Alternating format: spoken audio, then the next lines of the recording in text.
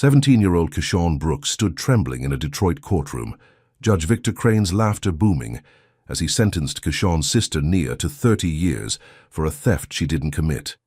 The all-white jury smirked, eyeing the skinny, black kid in a frayed hoodie, assuming he was nothing. Crane's cackle mocked louder, unaware Keshawn had memorized every Michigan law. The gavel slammed, igniting a fire in Keshawn that'd spark a war, costing him everything. What would this hidden genius unleash next? Before we dive in, let us know where you're watching from, and if you stand for justice against all odds, hit like and subscribe, because tomorrow's special episode will blow your mind with twists you won't see coming. Keshawn Brooks stumbled out of the Detroit courtroom, Judge Victor Crane's laughter still clawing at his skull, like a jagged blade slicing through every thought. His sneakers scuffed the cracked linoleum, his frayed hoodie soaked with sweat. From the humid August air pressing against the building's walls, Nia was gone, his 20-year-old sister hauled off in cuffs to a prison 20 miles north, her screams echoing in his ears as deputies dragged her away. 30 years for stealing a $20 scarf from a downtown boutique, a crime she didn't commit, pinned on her by a white store clerk with a twitchy grin and a story that didn't add up. Keshawn's chest tightened, his brown eyes burning. With a fury he could barely contain, fists balled in his pockets as he pushed through the courthouse doors into the city's relentless noise. Horns blared, kids shouted from a nearby stoop, and the stench of diesel hung thick over the east side, where crumbling brick apartments leaned against each other like tired soldiers. He didn't stop walking, didn't look back, just kept moving toward the sagging tenement he called home 3 blocks away, where the paint peeled in strips and the windows rattled in their frames. Nia's face flashed in his mind, her braids, swinging as she'd hugged him that morning, promising to be back for dinner. Now she was a number in a cell, and Crane's smug cackle was the soundtrack to her ruin. Inside the apartment, the air was stale, heavy with the smell of burnt toast from breakfast Tanya hadn't finished before rushing to court. Keshawn's. Mom was still there, crumpled on the couch, her nurse's scrubs wrinkled, her face buried in her hands as sobs shook her thin frame. She didn't look up when he shut the door, didn't ask why his shoulders slumped or why his breaths came fast and shallow. He didn't speak either, just dropped his hoodie on a chair and moved to the corner where a stack of papers waited, dog-eared and stained, Nia's case files he'd swiped from the public defender's office a week ago. That lawyer, a balding, white guy named Peterson with a cheap tie and a cheaper effort, had barely glanced at the evidence, muttering about plea deals while sipping coffee from a stained mug. Keshawn had slipped in during a lunch break, heart pounding as he stuffed the folder under his shirt, knowing it was his only shot. Now he spread the mess across the kitchen table, a chipped formica slab wobbling on uneven legs, and dug in. His fingers trembled, flipping pages, eyes scanning the arrest report, the clerk's statement, the grainy stills from a security camera. He wasn't some straight-A kid, never had been. Dropped out at 15 when the teachers stopped caring and the bills piled high. But the library had been his school, its law books his teachers. Every statute and precedent etched into his brain like lyrics to a song he couldn't forget. He'd spent nights hunched over those tables, a black teen in a torn jacket, ignored by librarians who assumed he was trouble, memorizing Michigan law while others his age chased basketball dreams or first loves. The clerk, a wiry guy named Bradley with a nasal voice, swore Nia snatched the scarf at 6:32 p.m., shoving it into her bag before bolting out the boutique's glass doors. But the footage timestamp showed 6:35, and Nia's shadow wasn't there, just Bradley pacing behind the counter, glancing at the clock. Keshawn's pulse quickened, a spark flaring in his gut as he cross-checked the report. Nia had texted him at 6:30, a selfie from a bus stop 2 miles away, her smile wide under a streetlight. The clerk lied, and the camera proved it. Keshawn's hands shook harder now, not from fear but from a rage-fueled hope, as he grabbed Tanya's cracked old phone, its screen spiderwebbed from a drop last month. He typed fast, fingers flying over the keys, drafting an appeal on a notes. App, every word sharp and precise. Michigan Statute Section 42, subsection C, right to appeal within 30 days of sentencing. Section 19, ineffective counsel for failing to challenge false testimony. He cited the timestamp discrepancy, the text as new evidence, his breath hitching as the document grew, a weapon forged from desperation. By midnight, he had it, a rough but airtight plea, saved and ready. Tanya slept on the couch, exhaustion claiming her, but Kashan didn't rest, staring at the phone, knowing this was just the start. Morning broke grey and heavy, the sky over Detroit a thick slab of clouds promising rain. Kashan pulled on his hoodie, the fabric stiff with dried sweat, and stuffed the phone in his pocket. He walked the 3 blocks back to the courthouse, legs burning from lack of sleep, the city waking around him with the clatter of garbage trucks and the shouts of vendors setting up on Jefferson Avenue. The building loomed ahead, its grey-stone facade stained black from decades of factory soot, a fortress of power that swallowed people like Nia whole. Inside, the air was thick with mildew and the sharp tang of floor wax, the lobby buzzing with suits and uniforms who didn't spare him a glance. He approached the clerk's desk, a wooden barrier scratched with years of use, manned by a white guy named Marvin, mid-40s, with a pinched face and a badge pinned crooked on his shirt. Kashan slid the phone forward, the appeal pulled up, voice steady despite the sweat beading under his collar. "Filing an appeal for Nia Brooks, case number 8743, he said, locking eyes with Marvin, who barely looked up from his crossword puzzle.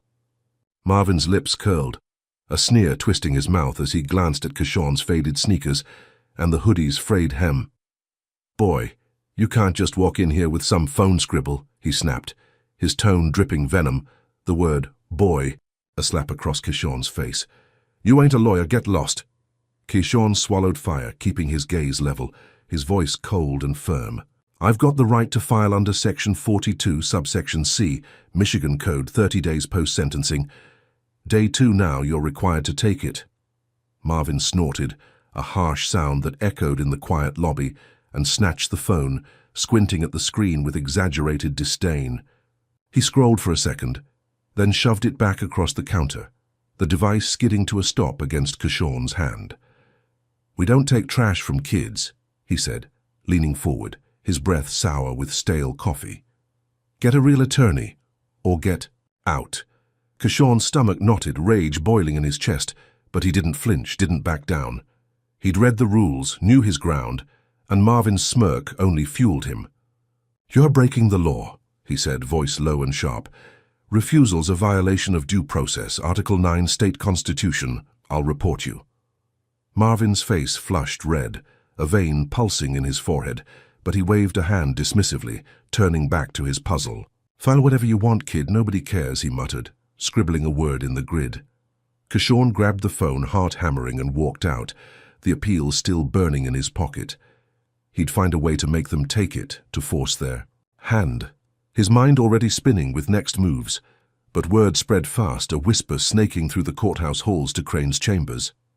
By afternoon, Marvin had lost the appeal, claiming it never hit the system, his smirk wider when Kashan called to check.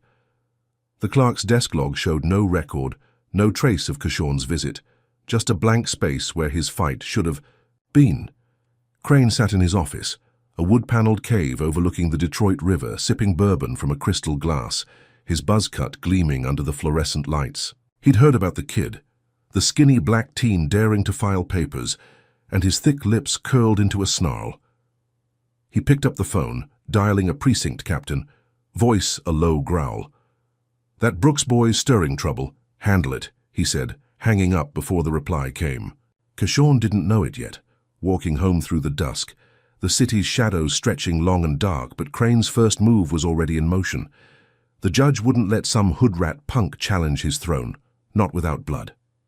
Kashan's spark had ignited, but the fire was about to turn against him, hotter and wilder than he could imagine. Kashan Brooks didn't sleep, the glow of Tanya's cracked phone screen searing his eyes as he hunched over the kitchen table, rewriting the appeal Marvin had lost. The apartment was silent, save for his mum's soft snores drifting from the couch, her nurse's scrub still clinging to her like a second skin. Detroit's east side buzzed outside, a distant hum of sirens and barking dogs threading through the night. But Kashan's world narrowed to the words he typed, each one a brick in the wall he'd built to free Nia. His fingers ached, knuckles, bruised from clenching them too long. But he didn't stop, didn't let Marvin's smirk or Crane's laugh shake him loose. The time-stamp floor burned bright in his mind, Nia's text at 6:30 p.m. A lifeline he wouldn't let slip. By dawn he had it, a sharper appeal, citing Michigan Statute Section 42 again, slamming the public defender's failure and demanding the security footage be subpoenaed. He emailed it to the courthouse from a library account he'd hacked 2 years back, then printed it at a corner store, the machine's hum a war drum as the pages stacked up. The hoodie went back on, hood pulled low over his brow, and he marched the 3 blocks again, legs heavy but spine steel, the city waking around him with the clatter of buses and the stink of exhaust rolling off Jefferson Avenue. The courthouse loomed, its grey stone bulk a slab against the morning sky, and Kishon pushed inside, the mildew stench hitting him like a fist. Marvin was at the desk again, crossword swapped for a coffee mug, his pinched face twisting into a scowl as Kishon approached. "I'm refiling the appeal, case number 8743, Kishon said, sliding the papers forward, voice steady as stone, despite the sweat pooling in his palms. Marvin's eyes raked over him, lingering on the frayed cuffs, the scuffed sneakers, and he snorted, a wet sound that made Kishon's stomach turn. "Back again, boy?" he said, the slur dripping slow and deliberate, his fingers hovering over the stack but not touching it. "Thought you'd learn yesterday this ain't your playground." Kishon's jaw tightened, rage flaring hot in his chest, but he kept it locked down, his voice slicing through the clerk's venom. "Section 42, subsection C. You can't refuse. I'll escalate it to the state if you pull that lost crap again." Marvin's flush deepened, a purple stain creeping up his neck, but he snatched the papers, stamping them with a thud that echoed in the lobby. "Fine, kid, waste your time," he muttered, tossing them into a tray, his smirk promising trouble. Kishon couldn't yet see. Kishon nodded sharp and quick and walked out, the weight of the fight pressing harder but his step lighter, believing he'd forced their hand. Word hit Judge Victor Crane by noon, a clerk's whisper slithering into his chambers where he sat, bourbon glass empty on his desk, the Detroit River glinting through his window. His buzz cut gleamed under the lights, his thick neck pulsing as he skimmed the appeal, lips curling into a snarl. A black kid from the east side, barely 17, daring to shove law in his face. He slammed the glass down, cracking its base, and barked for his assistant, a wiry white guy named Ellis who scurried in, tie askew. "Emergency hearing now," Crane growled, voice a thunderclap that rattled the wood-paneled walls. "Get that Brooks punk back here. I'll shut this down myself."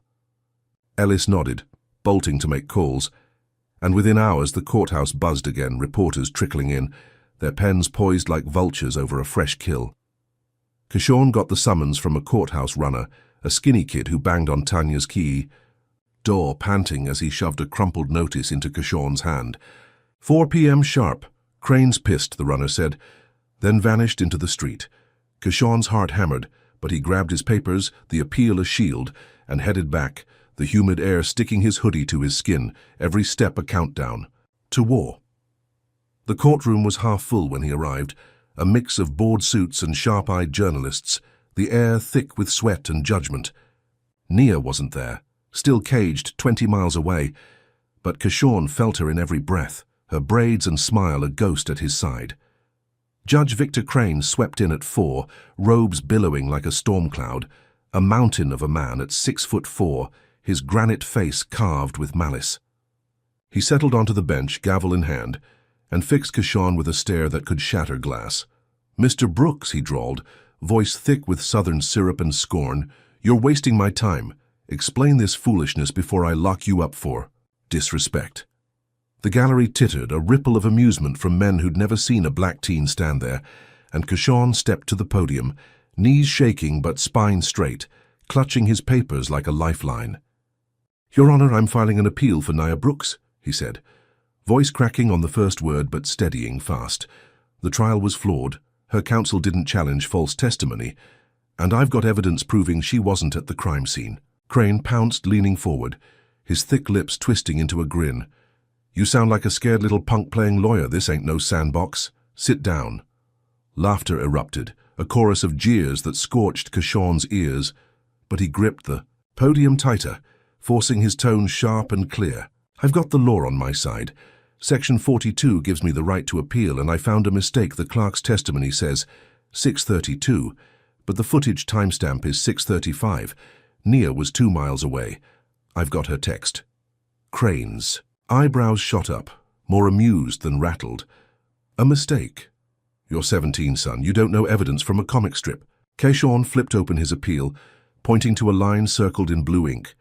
The prosecution's timeline's off. Michigan Rule 6.3, false testimony voids the verdict. You've got to grant a retrial.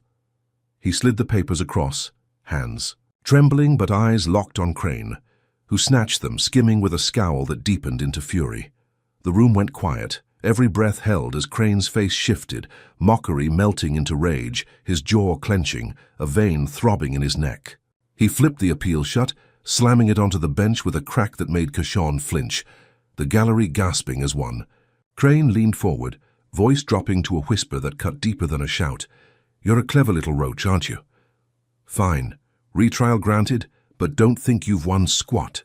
He banged the gavel, a gunshot in the silence. Courts. Adjourned, get out of my sight.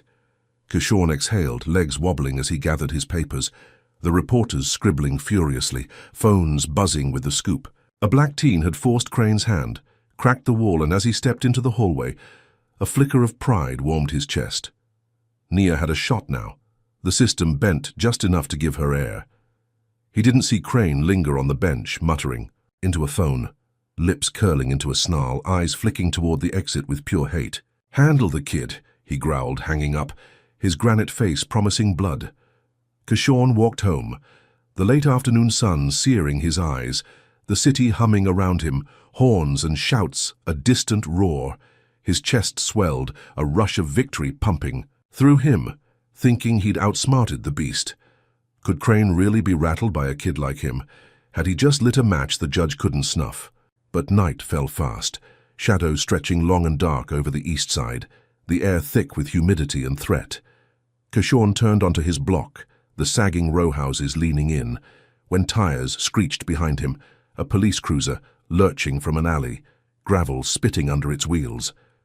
2 white cops spilled out, uniforms crisp, faces twisted with menace. The taller one a wiry guy with a buzz cut and a scar slicing his eyebrow, baton swinging lazy in his hand. Well, well, Crane's little lawyer, he sneered, voice dripping acid, as he strode forward. The shorter one, stocky with a sunburned neck, circled behind, boots crunching on broken glass. You fit a description, boy, armed and dangerous, hands up, he barked, and Keyshawn's stomach plummeted, ice flooding his veins. This was Crane's revenge, swift and brutal, slamming down before the retrial ink dried. I'm not armed, Keyshawn said, voice steady despite the tremor in his knees, raising his hands slow and high, papers still clutched in his fist. Just came from court, check it. The tall cop smirked, stepping close, his coffee-sour breath hitting Keyshawn's face. Check. Oh, we'll check. Without warning, he slammed Keyshawn against the cruiser's hood, metal scorching through his hoodie, pain flaring as the baton pressed into his spine, and the shorter one yanked his arms back, snapping cuffs tight enough to bite skin. Crane's first blood spilled fast, and Keyshawn's victory turned to ash under their fists. Was Keyshawn's courtroom win worth this price? Comment with a 1 if you think he should have backed off to dodge this beatdown, or a 2 if you're rooting for him to fight Crane's dirty game no matter the cost. Like and subscribe if you're hooked on this clash of wits and fists. Could Keyshawn outsmart the cuffs, or had Crane just locked him in a trap too tight to slip? Keyshawn Brooks slumped against the precinct cell's cold concrete wall, the cuffs biting into his wrists, blood trickling from a split lip where the tall cop's baton had landed. The air stank of piss and rust, the cell a 6x8 box with a flickering bulb buzzing overhead, casting jagged shadows across the floor. His hoodie hung torn on his shoulders, the fabric soaked with sweat and grime from the asphalt where they'd pinned him, the shorter cop's boot grinding into his back while the tall one laughed, a sharp bark that echoed Crane's courtroom cackle. You're done, lawyer boy, the tall one had sneered, tossing a planted knife onto the cruiser's hood, its blade glinting under the streetlight, a prop in their frame job. Assault with a deadly weapon, resisting arrest, they'd booked him fast, Fingerprints smudged on a report he never saw, his pleas drowned by their jeers. "Crane owns this town, kid," the short one grunted, slamming the cell door shut, the clang ringing in Kishorn's ears like a death knell. Now he sat, knees pulled. To his chest, bruised ribs throbbing with every shallow breath, reciting Michigan statutes in his head to keep the panic at bay. Section 15, unlawful search. Section 19. Excessive force, he whispered, voice hoarse. The words a lifeline threading through the fog of pain. His photographic memory a steel trap, even in this hell. The precinct hummed beyond the bars. Radios crackling, boots stomping, a white cop with a lazy eye smirking as he passed, spitting a slur that hit Kishorn like a slap. Hours crawled by, the bulbs buzzed drilling into his skull. But his mind stayed sharp, replaying the ambush, the planted knife, Crane's snarl through the phone. This wasn't random, it was a hit, the judge's claws sinking deeper to choke. His fight before the retrial could breathe. Kishorn's fists clenched, nails digging into his palms, the sting grounding him as he pieced it together. They'd hauled him here to break him, to paint him a thug, to bury Nia's case under his own ruin. But he wouldn't crack, wouldn't let their fists rewrite his truth. Footsteps echoed, heavy and slow, and the cell door creaked open, revealing Tanya, his mum. Her nurse's scrubs wrinkled, eyes red from crying, her thin frame trembling as she clutched a wad of crumpled bills. $50, her last paycheck's scraps, handed to a sneering bail clerk who'd called her girl as he took it.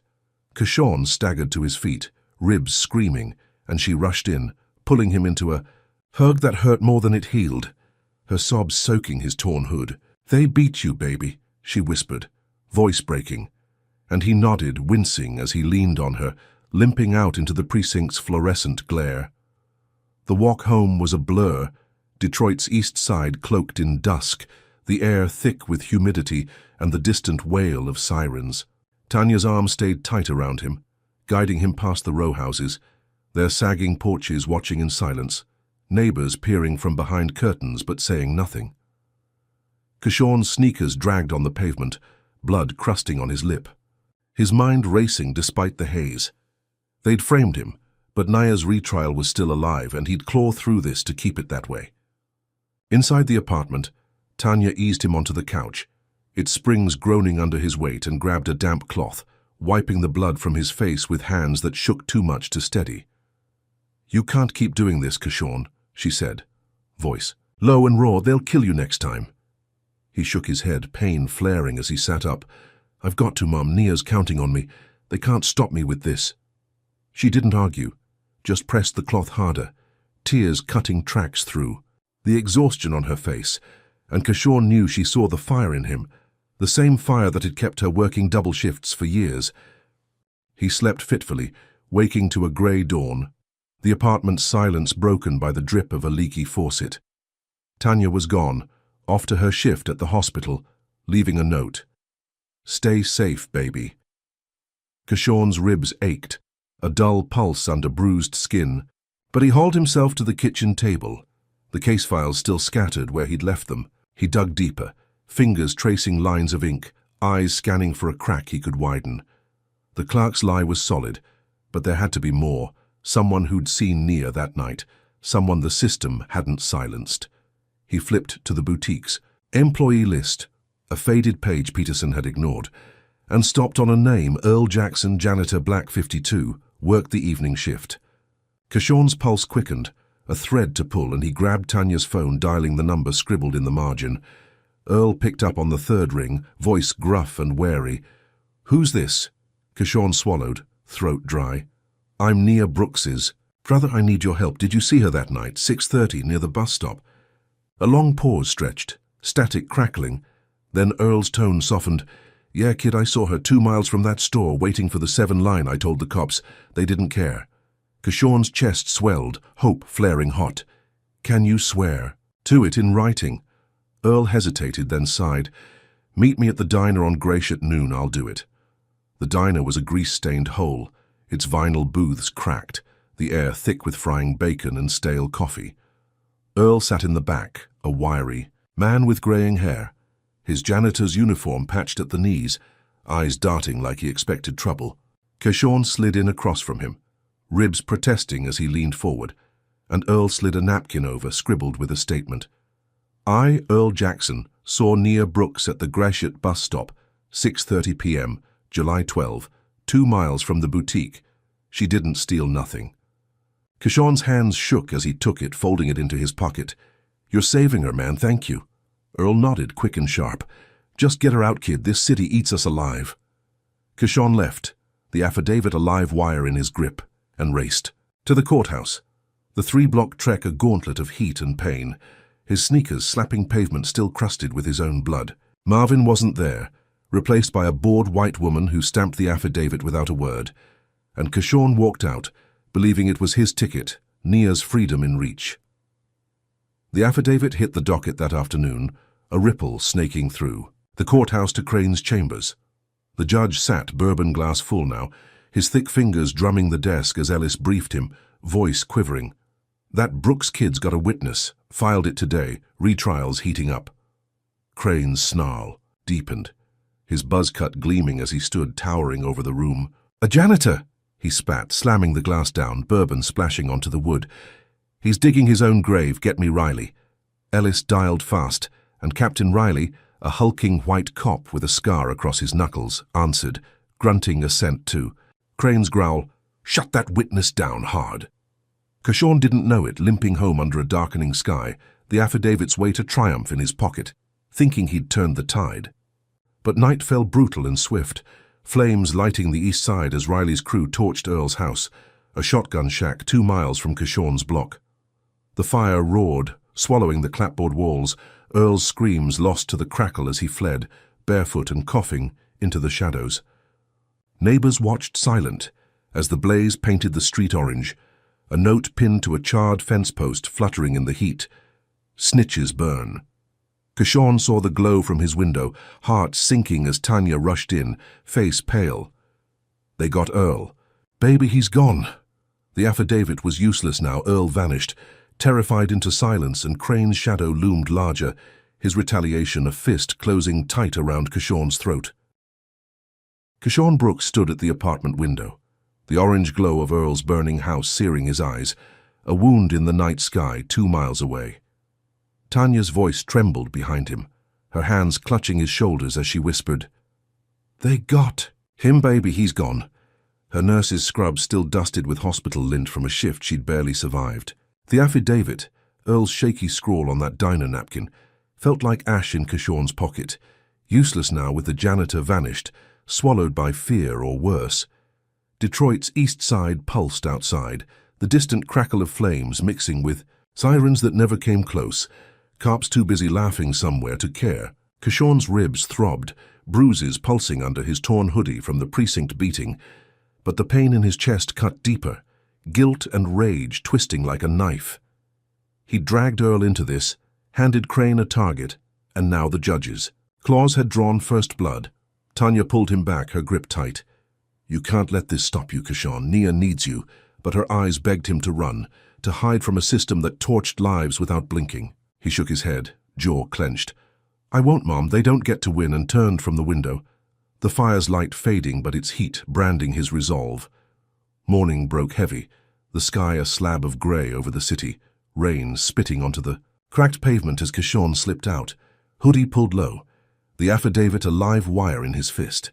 He couldn't trust the courthouse, not after Marvin, not after Earl, so he pivoted, tracking down Sasha Mills, a local reporter he'd seen sniffing around the courtroom, her braids tight, her notepad always out. She worked for a scrappy online outlet, Detroit Raw, and lived in a walk-up 6 blocks west, a brick box wedged between a pawn shop and a liquor store. Kishon banged on her door, rain soaking his sneakers, and she answered, eyes narrowing at his swollen lip, the blood crusted on his chin. What's this? She said, voice sharp but curious, and he shoved the affidavit into her hands, words tumbling out fast. They framed my sister, Nia, 30 years for nothing. This proves she wasn't there. Crane's covering it up. Burned a witness's house last night. Sasha's brow arched, scanning the napkin. Then she nodded, quick and decisive. Come in, kid, let's make some noise. Her flat was a clutter of papers and coffee mugs, a laptop glowing on a wobbly table, and she typed as he talked, uploading. The affidavit to Detroit Raw's site within the hour. Headline screaming, "Innocent woman jailed, judge hides truth." The story hit like a Molotov, spreading fast across social media, hashtags like Free Naya and Crane Corrupt trending by noon. Kishon watched from Sasha's couch, the screen's glow stinging his tired eyes as comments flooded in. Detroit's black neighborhoods roaring awake. Protests erupted outside the courthouse by afternoon, a sea of fists and signs choking the foyer. Streets. Chants of Free Nia shaking the grey stone walls 3 blocks from Sasha's place. Kishon slipped out, joining the crowd, his hoodie blending into the mass, heart pounding as voices rose, a rhythm of rage against the city's rot. Rain pelted down, soaking the protesters, but they didn't budge, their boots stomping puddles into sprays, signs dripping ink but defiant. Sasha's phone buzzed, her editor greenlighting a live stream, and she filmed Kishon in the throng, his voice raw as he shouted, "They burned a man's house to silence him, Crane scared of the truth." The clip went viral, millions watching. By dusk, the pressure of ice around the judge's throne. Kishon felt it standing there, chest swelling with pride, thinking the tide had turned, that the city's fury would force Crane's hand. Inside the courthouse, Crane paced his chambers, bourbon glass shattering against the wall as he watched the protests on a muted TV, his buzz cut gleaming with sweat, his thick neck pulsing red. Ellis cowered nearby, stammering, "They've got the affidavit online, sir. It's everywhere. Retrial set for tomorrow." Crane's snarl deepened, his granite face a mask of fury, and he grabbed the phone, dialing Riley again, voice a low growl, "Get me in that courtroom now. I'll crush this." The emergency hearing hit at 6 p.m., the gallery packed with reporters and protesters who'd muscled their way in, the air thick with tension and the stench of wet clothes. Kishon stepped to the podium, legs shaking but spine steel, the affidavit's digital echo a weapon in his grip. Crane swept in, robes billowing, his stare a blade slicing through the room, and banged the gavel, a crack that silenced the buzz. "Mr. Brooks," he drawled, voice dripping scorn. "You're clogging my docket with this trash. Explain yourself before I fine you into the gutter." Kishon swallowed, throat dry. "Your Honor, this affidavit proves Nia wasn't at the crime scene, Earl. Jackson saw her 2 miles away, 6:30 p.m., the clerk lied. You've got to hear this." Crane smirked, leaning forward. "That's hearsay, boy. Some janitor's scribble don't mean squat. You're grasping at straws," the gallery murmured, a ripple of doubt, but Kishon fired back, voice rising. "It's not hearsay, Michigan rule. 7.2. A sworn statement's admissible if the witness is unavailable. Earl's gone because your people torched his house. I've got the law on my side." He slid a printed screenshot of the affidavit across, the online post time-stamped, and Crane snatched it, skimming with a scowl that twisted into rage. The room hushed, every eye locked on the judge, his chair creaking as he shifted, sweat beading on his thick neck. Kishon pressed on, citing Section 42 again. "The retrial's tomorrow. This forces it open. You can't bury it now." Crane's jaw clenched, a vein throbbing. But the crowd's roar outside seeped through the walls, a pressure he couldn't dodge. "Fine," he spat, slamming the paper down, hearing set, "but don't think you've won, punk." He banged the gavel. A desperate crack, and Kishon walked out, legs trembling but chest high, believing the system had bent. Nia's freedom a breath away. But Crane didn't sleep. His chambers a war room as night fell, bourbon bottle empty on the desk, his snarl a permanent etch on his granite face. He dialed a new number, voice a hiss. "Get the boys ready, I want." That kid's block bleeding by morning. Across town, a white supremacist gang, the Iron Sons, got the call. Their leader, a hulking skinhead named Vance with a swastika tattoo curling up his arm, grinning as he loaded bats and Molotovs into a pickup. Crane's cash hit their account, 10 grand for chaos, and they rolled out at dawn, tires screeching through the east side. Kishon woke to screams, the apartment shaking as glass shattered downstairs, the gang swarming his block like locusts. He bolted to the window, heart slamming, and saw them, hoodies stained with grease, bats gleaming as they smashed windows, firebombs arcing through the air. One hit Tanya's old sedan parked out front, and flames erupted. A roar swallowing the car in seconds, black smoke choking the street. Slurs tore through the morning. "Get that lawyer kid, burn these rats out," Vance bellowed, his crew kicking indoors, dragging neighbors into the chaos. Kishon grabbed Tanya. pulling her down as a brick crashed through their window, glass raining onto the floor, and they crawled to the back door, smoke stinging their eyes.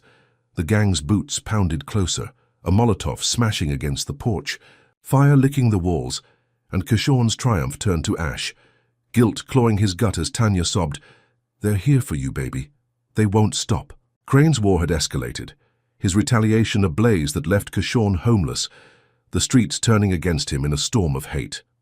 Should Kishorn have kept Earl's affidavit quiet to avoid this firestorm?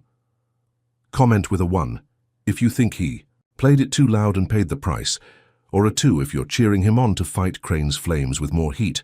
Like and subscribe if this clash of courage and chaos has you gripped. Will Kishorn's spark survive the inferno, or has Crane just turned his world to cinders? Kishorn Brooks crouched in the smoke-choked hallway of his burning apartment, Tanya's arm clutched tight in his grip as flames licked the walls, the Iron Sun's Molotovs turning their home into a furnace. Glass crunched under his sneakers, the air thick with the stench of gasoline and melting plastic, his bruised ribs screaming as he pulled his mum toward the back door. Outside, the gang's shouts pierced the dawn, bats splintering porches, slurs of vicious chant against the east, sides sagging row houses. Tanya's sobs shook her thin frame, her nurse's scrubs singed at the hem, and Kishorn kicked the door open, heat searing his face as they stumbled into the alley, coughing on black plumes that blotted the sky. Neighbors fled too, kids wailing, elders limping, the block a war zone under Crane's wrath. Kishorn's eyes stung, not just from smoke but from guilt, his push against the judge now a fire consuming everything he loved. Tanya gripped his hand, voice cracking. "We've got nowhere, baby, they took it all," and he nodded, jaw clenched, leading her through twisting alleys, the gang's roars fading, but the weight of their hate pressing harder. Sasha Mills's flat was their lifeline 6 blocks west, a cramped walk-up where the reporter had promised help. Kishorn banged on her door, soot-streaked and breathless, Tanya leaning on him, her legs trembling from shock. Sasha yanked it open, braids swinging, eyes widening at their charred clothes, the panic etched on their faces. "Get in," she said, sharp and quick, pulling them inside as sirens wailed in the distance, too late to matter. The flat smelled of stale, coffee and ink, papers strewn across every surface, her laptop still glowing with the affidavit post that had sparked the protests. Tanya sank onto the couch, a threadbare slab that creaked under her, and Sasha grabbed a water bottle, shoving it into Kishorn's hands. "What happened?" she asked, voice tight, and he choked it out. "They firebombed my block, Crane's gang, Iron. Suns came for me, burned everything." Sasha's jaw tightened, fingers flying over her keyboard. "This is war, kid, we're not stopping now." She patched Tanya's cuts with a first aid kit, her hands steady, and Kishorn slumped beside his mum, ribs aching, mind racing. He couldn't stay here long, couldn't drag Sasha down too, but Nia's retrial loomed, and he'd fight with whatever he had left. Sasha didn't waste time, dialing a contact while Kishorn sipped water, the coolness a shock against his parched throat. She'd tracked down Paul Decker, a white lawyer with a slick reputation, 35, sandy hair, always in a crisp suit, known for taking underdog cases to pad his ego. He arrived by noon, lanky and confident, a leather briefcase swinging at his side, blue eyes glinting as he shook Kishorn's hand.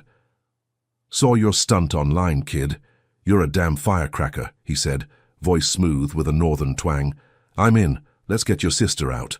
Tanya watched wary, her fingers twisting the water bottle's cap, but Kishorn nodded, desperation outweighing doubt. They needed muscle, legal polish he couldn't fake, and Paul's grin promised it. Sasha brewed coffee, the flat humming with tension, and they dug in, Kishorn spilling everything, the affidavit, Earl's torching, the timestamp flaw. Paul listened, jotting notes, then smirked. "I've got a hunch, let's hit the precinct files." He pulled strings, a favor from a clerk he'd charmed years back, and by afternoon they had gold, a buried police report time-stamped 6:40 p.m., stating a beat cop saw Nia at the Gratiot bus stop during the theft window, ignored by the prosecution. Kishorn's pulse raced. "This is it, man. Crane can't dodge this," and Paul nodded. "We'll co-counsel, kid. Retrial's ours." The hearing hit next day, the courthouse a fortress ringed by protesters, their chants a dull roar through the walls. Kishon walked in beside Paul, Sasha trailing with her camera, Tanya at home under a neighbor's roof, too shaken to watch. His hoodie was swapped for a borrowed blazer, too big, sleeves dangling past his wrists, but it felt like armor. The gallery buzzed, reporters cramming the benches, phones flashing as Crane swept in, robes billowing, his granite face a mask of barely contained fury. His eyes locked on Kishon, glinting with malice, then flickered to Paul with a hint of unease. "Councillor Decker," he drawled. "Didn't expect you slumming it with this one," his voice a sneer that made Kishon's fists clench. Paul smiled, cool and unshaken. "Justice isn't slumming, Your Honor. Let's begin." Kishon took the podium, heart hammering, voice steady despite the tremor in his knees. "Your Honor, we've got new evidence proving Nia Brooks's innocence. Her police report, 6:40 p.m., places her 3 miles from the crime scene during the robbery." He handed the document to the bailiff, who passed it up, and Crane skimmed it, jaw tightening, a vein pulsing in his thick neck. The gallery murmured, tension coiling tight, and Kishon pressed on, citing Section 34, subsection C, new evidence within 30 days. Admissible. This shows the clerk's timeline's a lie. Prosecution buried it. Crane squirmed. Chair. Creaking under his bulk but stayed silent, his control slipping as Paul stepped up, smooth as silk. "We've got corroboration, Your Honor. The report's legit. Nia was at Gratiot, not the boutique. State's case collapses," he said, sliding. A notarized copy across, his tie glinting under the lights. The room buzzed, reporters scribbling, and Crane's face reddened, sweat beading on his buzz cut, his thick fingers gripping the bench. "This is thin," he snapped, voice a growl. "You're fishing, Decker." But the protesters' shouts outside grew. Louder, a wave crashing against the greystone. Kishon shot back, "It's the truth, you can't bury it this time." And the gallery gasped, a jolt of shock as Crane's eyes blazed, a predator cornered. He leaned forward, fighting for air. Then, spat fine, sentencing delayed, hearing adjourned, get out. The gavel cracked, a desperate thud, and Kishon grinned, believing he'd won. Nia's release a heartbeat away, Paul's hand on his shoulder, a lifeline he'd never had. They walked out, Sasha filming the chaos, protesters cheering as Kishon stepped into the rain, chest swelling with a triumph he could taste. Paul clapped his back. "You're a natural, kid, we've got this." And Kishon nodded, hope flaring bright, thinking he'd found allies, a team to break Crane's grip. But across town, the judge sat in his chambers, bourbon bottle half empty, his snarl a permanent etch as he watched the news loop Paul's smooth delivery. He dialed a number, voice a venomous hiss. "Decker's in my pocket, time to flip it." Paul got the call that night, lounging in his downtown loft, suit swapped for a bathrobe, a wad of cash hitting his account as Crane's voice purred, "End the kid now." Paul smirked, adjusting his tie in the mirror. Loyalty a cheap trade for green. The retrial hit next morning, the courthouse packed, cameras rolling, and Kishon stood beside Paul, blazer stiff with pride, believing they'd seal it. Paul took the podium first, voice oily now. "Your Honor, I've got something else," and Kishon's gut twisted, a chill snaking up his spine. Paul handed Crane a stack of papers, forged timestamps, fake signatures, his tone shifting cold. "These show Kishon Brooks fabricated the police report. He's been playing us all." The room erupted, shouts drowning Kishon's stunned silence, and he spun to Paul, voice cracking, "What? That's a lie." Paul avoided his gaze, cool as ice. "Sorry, kid. Truth's the truth." And Crane seized it, gavel banging a triumphant crack. "Order. This changes everything. Trial suspended, investigation pending. Brooks, you're under arrest for fraud." Kishon's world tilted, betrayal slicing deeper than the Iron Sun's bats, the bailiff lunging, cuffs snapping on his wrists, cold metal biting his bruised skin.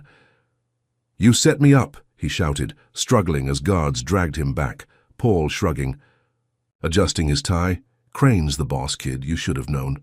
The gallery roared, cameras catching every second, but the victory Kishon tasted turned to ash. Crane leaning forward, grinning like a wolf over a kill. "Told you, boy, you don't win here." The gavel slammed again, and Kishon was hauled out. Legs kicking, voice raw with rage. Betrayal's sting a wound he'd never seen coming, Nia's freedom slipping through his fingers like smoke. Kershawn Brooks hit the juvenile detention center's concrete floor hard, the guards' boots echoing as they shoved him into a cell, the steel door clanging shut with a sound that rattled his bruised ribs. The air stank of sweat and mold, a 6x8 tomb with a rusted cot bolted to the wall, a toilet crusted with filth in the corner, and a single bulb flickering overhead, casting jagged shadows. His wrists ached, still raw from the cuffs Paul Decker's betrayal had locked on him, cold metal biting into skin already marked by the precinct beating. Blood crusted his nose, a sharp crack from a guard's fist when he'd stumbled on the way in, and his torn hoodie hung limp, soaked with sweat and the bitter tang of defeat. Crane's grin flashed in his mind, that wolfish leer as the gavel slammed, suspending Naya's trial, pinning Kershawn with fraud on forged papers Paul had slipped to the judge. The cell's walls closed in, grey and stained, and Kershawn sank to the floor, knees pulled tight, reciting Michigan law to keep his mind from breaking.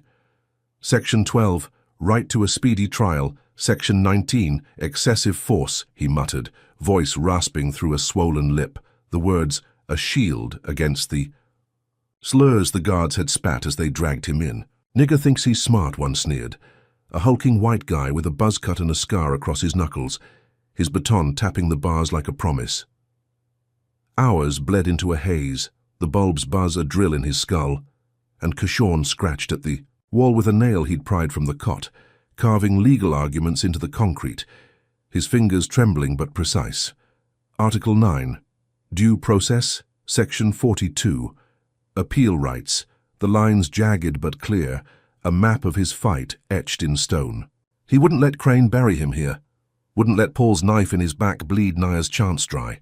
The guards circled like vultures, their boots stomping the hall, one with a lazy eye spitting through the bars. You're done, boy, Crane's got you now. Kershawn glared back, eyes blazing through the bruises. You're breaking the law, I'll prove it. And the guard laughed, a wet cackle that bounced off the walls. Prove it from a cage, punk. But Kershawn's mind churned, replaying Paul's oily voice, Crane's snarl, the courtroom chaos, piecing together a way out. He'd trusted. Too fast let hope blind him. But he'd adapt, turn this hell into a weapon. Footsteps thudded again, softer this time, and the door creaked open, revealing a black guard, mid-30s, lean with a tight fade, his uniform crisp, but his face tight with unease. Jamal, his badge read, and he slipped in, eyes darting to the hall, whispering, Crane's dirty kid, I've seen it, payoffs, setups, you're not wrong. Kershawn squinted, suspicion flaring. Why you telling me? Jamal hesitated, then slid a burner phone from his pocket, dropping it onto the cot. Make a call quick, I heard your sister's case, you don't deserve this. The phone was a scratched relic, its screen dim, but Kershawn grabbed it, fingers shaking as he dialed Sasha Mills. The reporter's number burned into his memory. She picked up fast, voice sharp with worry. Kershawn, where are you? He swallowed, throat dry. Juvie, Paul set me up, Crane's got me on fraud, they're breaking me down. Sasha cursed, static crackling. I'll get it out, hold on, and the line. Cut as Jamal snatched the phone back, bolting as boots echoed closer. Kershawn sank onto the cot, hope flickering, the bulb's flicker sinking with his pulse.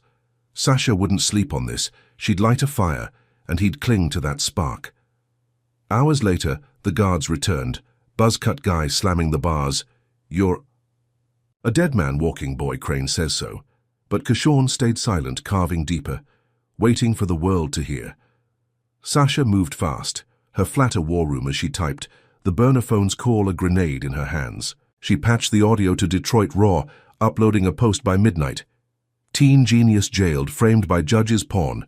Kershawn's voice rasping through, Paul set me up, Crane's got me on fraud. The site crashed from the traffic, millions hitting. Play high, and by dawn, protests swelled outside the detention center, a sea of fists and signs clogging the streets 5 miles from Sasha's place. Free Kershawn, Crane's a crook, the chants roared, shaking the chain-link fence, tires screeching as cars joined, horns blaring in rhythm. Sasha live-streamed from her window, braids wild, shouting into the camera, They caged a kid for fighting. This is Crane's Detroit. The clip went viral, trending nationwide, hashtag spiking as the city's black neighborhoods erupted, kids his age spray-painting his name on walls, elders banging pots from porches. Inside, Kishon heard the faint echo, a lifeline piercing. The concrete and his chest swelled, pride battling the pain, thinking the pressure would crack Crane's grip. The protests hit Crane's radar by noon, his chambers a furnace as he watched the news, bourbon glass shattering against the TV, his thick neck pulsing red. Ellis stammered, "They're rioting, sir. Feds are sniffing around." And Crane roared. "Get me Riley now," the precinct captain answered, grunting as Crane spat, "Bail the kid, let him think he's won, then hit him harder." Riley moved, and by afternoon Tanya stormed the detention center, her last $20 and a neighbor's loan scraping bail, her nurse's scrubs wrinkled from a sleepless night. Kishon staggered out, ribs screaming, Jamal nodding from the shadows as the gate buzzed open. Tanya pulled him into a hug, tears soaking his hoodie. "They can't keep you, baby, you're free." And he nodded, wincing, believing he'd dodged the bullet, the protests a shield Crane couldn't pierce. They limped to Sasha's, the flat A. "Safe house now?" And Kishon sank onto the couch, Sasha grinning.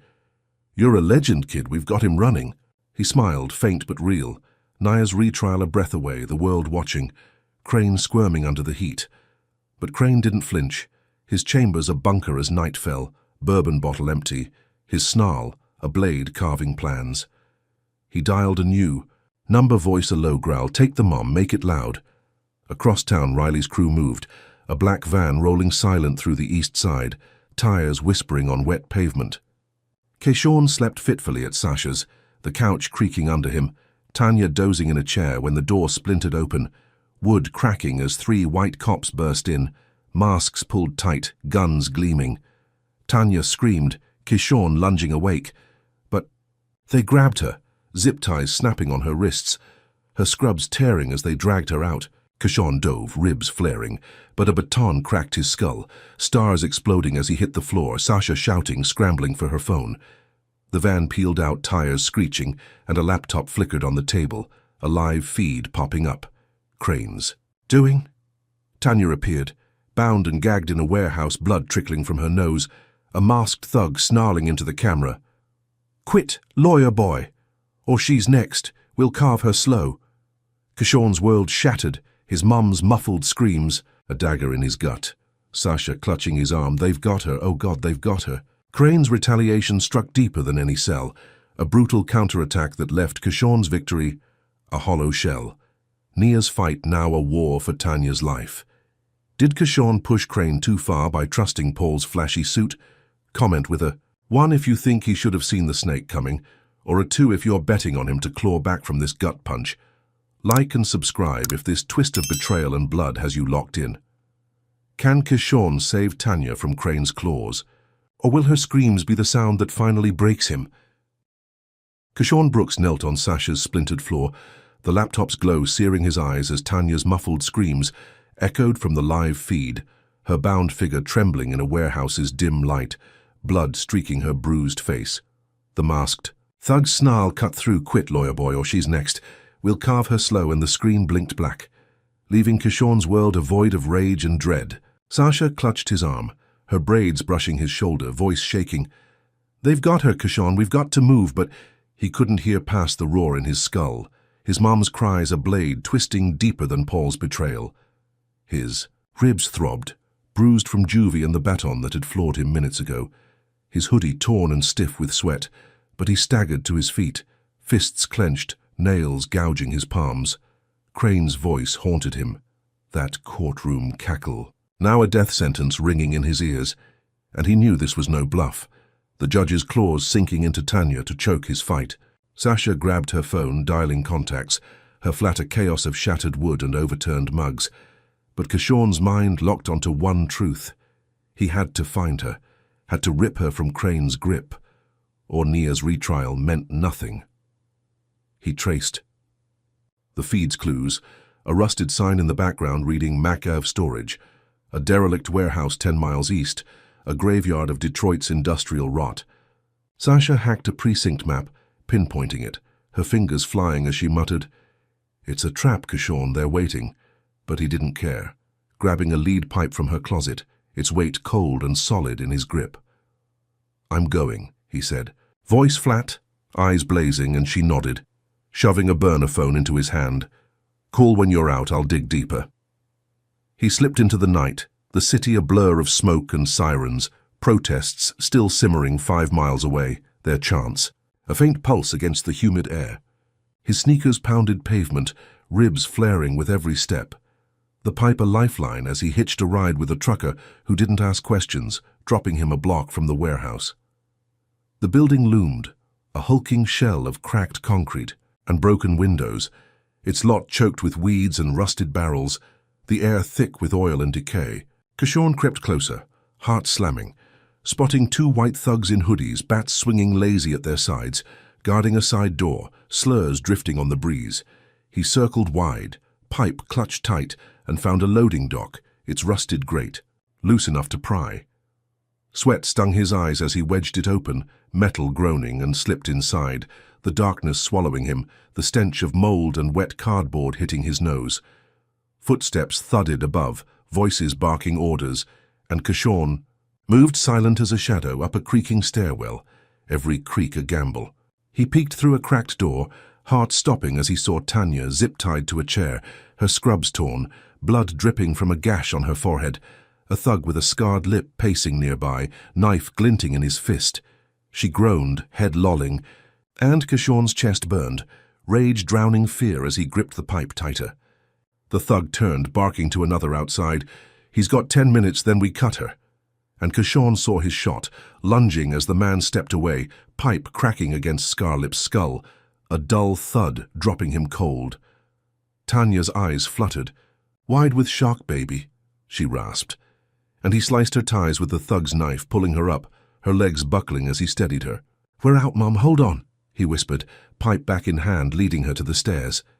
Gunshots erupted, a roar splitting the dark as Crane's crew spotted them, bullets chewing concrete, sparks flashing off rusted beams. Kishon ducked, dragging, Tanya behind a stack of crates, her breath ragged, his ribs screaming as he swung the pipe, cracking a thug's knee, bone snapping as the man howled. They bolted, weaving through the warehouse, bullets whizzing past, one grazing Kishon's arm, a hot sting that bled fast but didn't slow him. He kicked a side door open, night air hitting them like a slap, and they ran, Tanya limping, his arm around her, the crew's shouts chasing them into the lot. A chain-link fence loomed, and Kishon boosted her over, pain flaring as he climbed, tearing his hoodie on barbed wire, landing hard in mud on the other side. Headlights flared, a pickup screeching up. But it was Sasha, her beat-up hatchback, skidding to a stop. "Get in!" she yelled. And they piled inside, tires spinning as she floored it, bullets pinging off the rear bumper, the warehouse shrinking in the mirror. Tanya slumped against Kishon, sobbing, "You got me, baby. You got me." And he hugged her tight, blood and sweat mixing, believing he'd turned the tables. Crane's trap sprung wide. Sasha drove them to a friend's basement, a shotgun house on the city's edge, its walls peeling but safe, the air cool with damp earth. She patched Tanya's cuts, antiseptic stinging, and Kishon sank onto a cot, arm bleeding through his sleeve, ribs a dull ache under bruised skin. Sasha didn't stop uploading the warehouse feed to Detroit Raw, her voice raw as she narrated, "Crane's goons kidnapped this woman, Kishon's mom, to silence him. This is the judge's justice." The post hit at dawn, going viral by noon, millions watching Tanya's bloodied face, Kishon's pipe-swinging silhouette, the city erupting anew. Protests swelled outside Crane's courthouse, chants of free Nia morphing into Crane must fall, a tidal wave of rage that shook Detroit's core. Sasha's phone buzzed, a Fed contact whispering, "Probes on, judge is sweating," and Kishon grinned, faint but fierce, thinking he'd struck gold. Crane cornered, Nia's retrial a lock now. Tanya gripped his hand, eyes red but steady. "You're unstoppable, baby." And he nodded, chest swelling, the world's eyes forcing the judge's hand, victory a breath away. But Crane didn't bend, his chambers a fortress as he watched the protests. On a flickering TV, bourbon bottle shattering against the wall, his thick neck pulsing with fury. He dialed Riley, voice a venomous growl. "Burn the streets, make it loud, I want that kid blamed." Riley grinned, pocketing cash, and called in a favor, a racist militia, the Iron Claws, 50 strong, armed with bats, guns, and Molotovs, there. Pickup convoy rolling out at dusk. Kishon slept fitfully in the basement, Tanya dozing nearby when the city trembled, explosions rocking the east side, flames swallowing black neighborhoods in a storm of hate. He jolted awake, Sasha rushing in, face pale. They're torching everything, Crane's crew, it's a war out there. Kishon bolted to the window, heart sinking as smoke choked the sky, screams piercing the night, the militia's slurs a chorus of death. A blast hit closer, Sasha's car erupting in the alley, a fireball that rocked the house, glass shattering as she dove, flames licking her arm, her scream a gut punch. Kishon dragged her back, coughing on ash, Tanya scrambling to help, her scrubs stained with soot. The news flickered on, Crane's voice smug through a press feed. This chaos is Brooks's doing. His stunts sparked a riot, and Kishon's stomach dropped, guilt and rage colliding as the militia roared louder. Crane's war escalating, his retaliation a citywide slaughter that pinned the blood on Kishon's hands.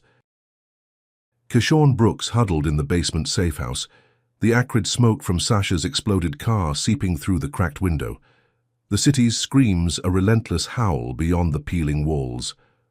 Tanya patched Sasha's burned arm with a rag, her nurse's hands trembling, the antiseptic sting pulling a hiss from the reporter as flames painted the night orange outside. Kishon's ribs ached, a dull pulse under his torn hoodie, his arm still bleeding from the warehouse graze, but his mind churned, Crane's voice on the news looping in his skull. This chaos is Brooks's doing, his stunts sparked a riot. The Iron Claw's rampage tore through Detroit's black neighborhoods, Molotovs gutting homes, gunshots dropping bodies, a war Crane had unleashed to bury him. Sasha's laptop glowed on a crate, its cracked screen flickering as she typed, fingers, shaky but fierce. We've got to hit back, Kishon. They're blaming you for this blood. He nodded, jaw clenched, eyes blazing. Crane's not pinning this on me. We'll expose him deeper and grab the burner phone. Its battery low but alive, a lifeline in the chaos. They hacked Crane's emails, Sasha cracking a backdoor through. A precinct server she'd breached weeks ago, her skills a blade slicing into the judge's world. Kishon watched, heart pounding as messages flooded the screen, payoffs to cops, orders to rig trials, a private prison empire pocketing millions per head. Black teens the priority. One email stood out, dated a month back, Crane to a CEO named Hargrove. Keep the cells full, profits up, Brooks girls a start. Kishon's stomach twisted, Nia's frame job a cog in a machine grinding lives for cash, and he pointed, voice raw. That's it, Sasha, that's the racket, we've got him. She copied the files, uploading them to Detroit Raw, her voice a growl as she narrated, Judge Crane's a kingpin, jailing our kids for profit, here's the proof, and hit send. The leak hit at midnight, a digital wildfire racing through the city. News stations stammering over Crane's words by dawn, protests exploding bigger than before, crowds choking downtown with chants of "Halt must fall." A sea of rage that shook the Greystone courthouse 3 miles away. Crane paced his chambers, bourbon bottle empty, his thick neck pulsing as he watched the leak spread, his buzz cut gleaming with sweat under the lights. Hellis stammered, "Feds are circling, sir, they've got warrants," and Crane roared, "Arrest me then, I'll bury that punk first." Riley's crew hauled him in by noon, cuffs snapping on his wrists mid-rant, the judge snarling on live TV. Brooks is a terrorist, this is his mess. The retrial hit that afternoon, the courthouse packed to bursting, reporters cramming the gallery, cameras rolling as Kishon walked in, Sasha at his side, Tanya safe with a neighbor, her scrubs swapped for a borrowed coat. His borrowed blazer hung stiff, stained with soot, but his spine was steel. The emails a weapon in his grip. Crane's arrest didn't stop the trial, a loyal clerk pushing it through, and Kishon took the podium, legs trembling, but voice steady. Your honor's gone, but the truth's here. Nia's innocent. These emails prove Crane framed her for profit. The new judge, a grey-haired white woman named Ellis, leaned forward, eyes sharp, but cold. Speak, Brooks. This better hold water. Kishon slid the printouts across. Sasha's leak time-stamped, citing Section 34, subsection D. Evidence of corruption overrides procedure. This shows Crane rigged the trial. Nia wasn't there. The clerk lied. Police buried it. The gallery buzzed a low roar, and Sasha handed up a USB, her voice cutting through.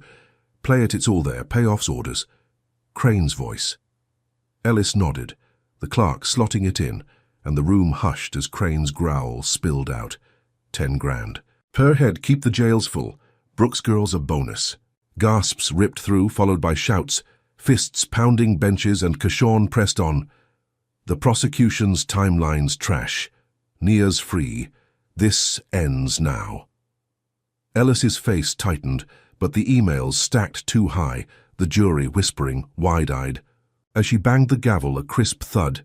Case reviewed. Nia Brooks cleared, not guilty, courts adjourned. Cheers erupted, a thunderclap of relief, and Kishon sank to his knees, sobbing. Nia's freedom a flood washing over him. Crane's empire, cracking under the weight. Nia walked out an hour later, braids loose, her prison jumpsuit swapped for a borrowed sweater, her eyes red but bright as she hugged Kishon. You did it, little man. You got me. Tanya rushed in, tears cutting through soot on her face, pulling. Them both close. The courthouse steps a chaos of cameras and chants. Sasha filming it all, her arm bandaged but her grin fierce. Kishon's chest swelled, thinking it was over. Crane cuffed, Nia free, the system bent to his will. He'd outsmarted the beast, turned the judge's racket into rubble, and the city's roar felt like victory, a balm on his bruises. They stepped into the dusk, protesters lifting Nia on their shoulders, Kishon trailing, believing the nightmare had cracked, his genius a torch that had burned Crane's throne to ash. But the celebration was a spark in a powder keg, the air thick with a tension he couldn't yet feel, Crane's shadow still stretching long and dark. Inside a precinct cell, Crane watched the news, cuffs glinting, his granite face a mask of rage. As Nia's release looped, but his lips curled, a smirk splitting the fury. He'd lost the bench, but his network burned bright, and he muttered to a guard, a loyalist with a scar across his chin, "Tell Riley, light the fuse." Across town, the iron claws regrouped, their convoy rolling silent through the suburbs, Molotovs, stacked, guns loaded, Crane's cash a river keeping them fed. The courthouse bomb hit mid-celebration, a blast ripping through the dusk, concrete shattering as a fireball bloomed, screams piercing the air, dozens falling, blood pooling on the steps. Kishon spun, heart slamming as debris rained, Nia diving beside him, her scream a gut punch as shrapnel tore her leg, a jagged gash that bled fast, her sweater soaking red. He dragged her back, Sasha shouting, "Bomb! It's Crane! Oh God! It's—" Crane and the crowd scattered, bodies littering the ground, jurors among them, their cheers silenced by death. Kishon's ears rang, smoke choking his lungs. Nia's gasps a dagger in his chest as he pressed his hoodie to her wound, her eyes fluttering. "Stay with me, sis, stay with me." The news flickered on a bystander's phone, Crane's voice smug. Through a puppet reporter. Brooks provoked this, his war killed them. A lie that spread fast, pinning the blast on Kishon's fight. Protesters turned, some glaring, others sobbing. The city's rage twisting against him. Crane's retaliation a massacre that dwarfed the fires, a brutal counterattack that left Nia mangled, the victory a pile of ash. Kishon held her. Blood. Slick on his hands, guilt clawing his gut. Sasha pulling him up. "We've got to run, they'll come for you," and they stumbled into an alley. Nia limp in his arms, the courthouse a smouldering ruin behind them. Crane's war had escalated, his network striking from the shadows, and Kishon's triumph turned to dust, the system biting back with teeth he hadn't seen. Nia's freedom, a fleeting gasp in a city now bleeding for it. Was Kishon's hack. Solve Crane's emails a strike worth this carnage? Comment with a 1 if you think he should have played it safe to spare the city, or a 2 if you're rooting for him to rise from these ashes and fight harder. Like and subscribe if this blast of betrayal and blood has you hooked. Will Kishon outrun Crane's shadow? Or has the judge's bomb just buried him in a grave he can't escape? Kishon Brooks stumbled through Detroit's smoldering alleys, Nia's limp weight heavy in his arms, her blood soaking his torn hoodie as Sasha led the way, her burned arm trembling but her steps quick. The courthouse bomb's echo still rang. In his ears, a fireball that had torn through the dusk, leaving bodies strewn across the steps, Nia's leg a jagged ruin from shrapnel, her gasps shallow as he pressed fabric to the wound. Smoke choked the air, thick with ash and the stench of burning rubber. The city's ruins a battlefield under Crane's wrath. Sirens wailed, a useless howl against the chaos, protesters scattering as riot cops swarmed, their shields glinting in the flickering light. Kershawn's ribs screamed, bruised from juvie and the warehouse, his grazed arm bleeding fresh, but he didn't stop. Couldn't. Not with Nia fading, not with Crane's voice on every newsfeed pinning this slaughter on him. Sasha ducked into a junkyard, rusted cars towering like skeletal giants, and Kershawn followed, laying Nia on a shredded tarp, her eyes fluttering. "Stay with me, sis," he whispered, voice cracking, her braids matted with soot and blood. Sasha grabbed a first aid kit from her hatchback's trunk, miraculously spared in the alley blast, and patched Nia's leg, her hands steady despite the burn. "We're fugitives now, Kershawn. They're hunting you." He nodded, jaw clenched. Mind racing as he tore through options, Crane's network a hydra striking from the shadows, the bomb a brutal chess move to frame him as a terrorist. Nia's retrial win felt like a ghost, her freedom a fleeting breath before this hell, and Kershawn knew he had to hit back, expose the judge deeper, or they'd all be buried. Sasha's burner phone buzzed, a rogue-fed contact, Agent Torres, whispering through static. "I've got ears on Crane, he's caged but pulling strings, get me proof, I'll move." Kershawn's pulse spiked, a lifeline in the dark, and he rummaged through the junkyard, finding a busted radio, its wires frayed, but workable. He hotwired it, hands shaking, and patched into a precinct frequency Sasha had hacked weeks back, static crackling as Crane's voice spilled out, smug and low. "Bomb was phase 1, Riley, keep the kid running, I want him broken." Kershawn's stomach twisted. Proof the judge had lit this fuse, and he recorded it on the burner. The tape a grenade he'd smuggled to Torres.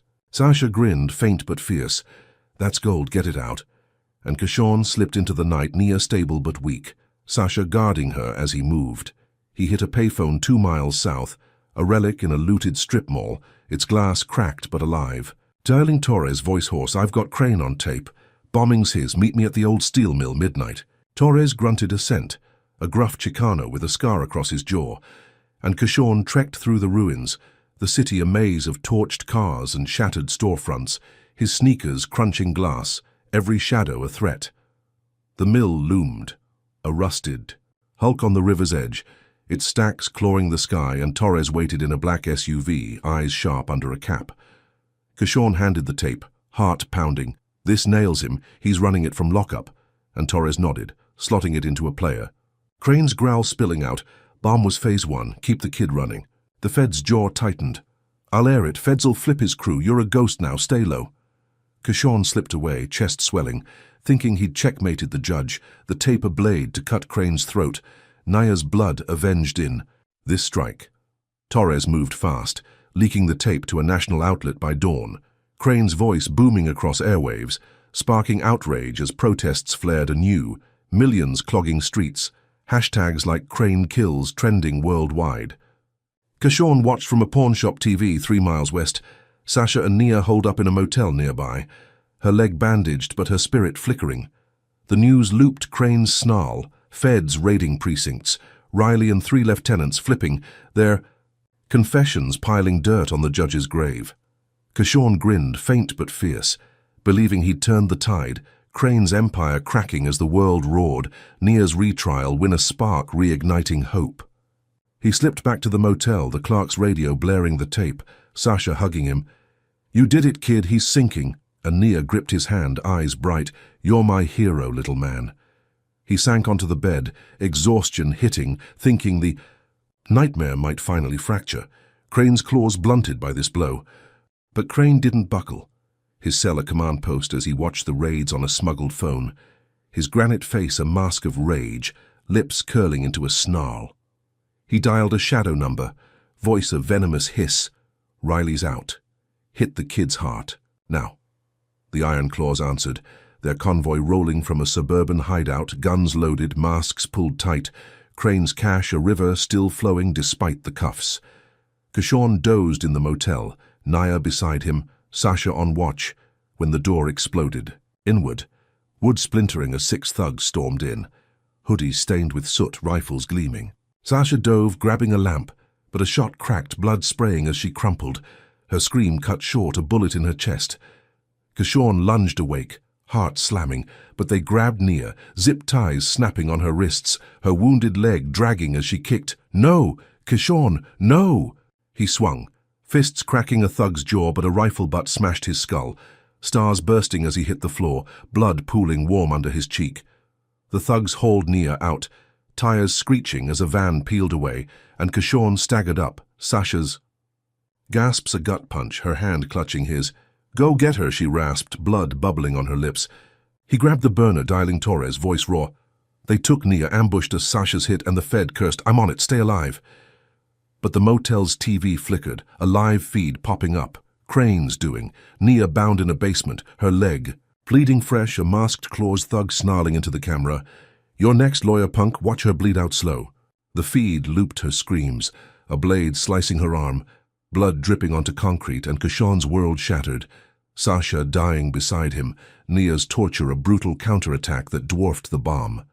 Crane's loyalists had struck, tripling. The stakes, their rifles, a promise of more. And Kishorn's checkmate turned to ash. The tape's triumph a hollow echo as Nia's cries clawed his soul, the fugitive's gambit a trap he couldn't outrun. Kishorn Brooks knelt beside Sasha's crumpled form on the motel floor, her blood pooling warm under his knees, her gasps fading as the Iron Claw's van screeched away with Nia, her screams still echoing from the live feed on the TV. The room stank of gunpowder and copper. The lamp she'd swung shattered beside her, its cord tangled like a noose. His torn hoodie clung to his skin, soaked with sweat and Sasha's life. His ribs a jagged ache from the rifle butt that had floored him, his grazed arm bleeding fresh onto the carpet. Sasha's eyes fluttered, braids matted with soot, her burned. Hand clutching his, "Go get her," she rasped, blood bubbling on her lips, and Kishorn choked, tears cutting through grime. "I won't leave you." But she pushed him, weak but fierce. "You have to. Crane's winning. Don't let him." Her breath hitched, then stopped, her grip slackening, and Kishorn's world tilted.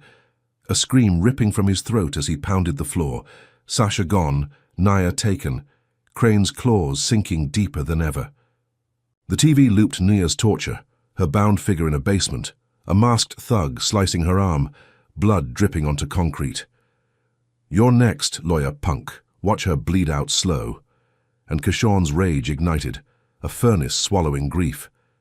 He staggered, up, head throbbing, and grabbed Sasha's burner phone, its screen cracked but alive, dialing Torres as he stumbled out, the motel a tomb behind him. Agent Torres answered, voice tight. "Where are you, kid?" Kishorn coughed, throat raw. "They hit us, Sasha's dead, Nia's gone, feeds live basement somewhere," and Torres cursed. "Stay sharp, I'm tracking it. Get to the hideout." Kishorn ran, the city a blur of smoke and sirens, Detroit's ruins, a labyrinth under Crane's war. His sneakers pounded pavement, every step a gamble, the live feed's grainy image burned into his skull, Nia's blood a clock ticking down.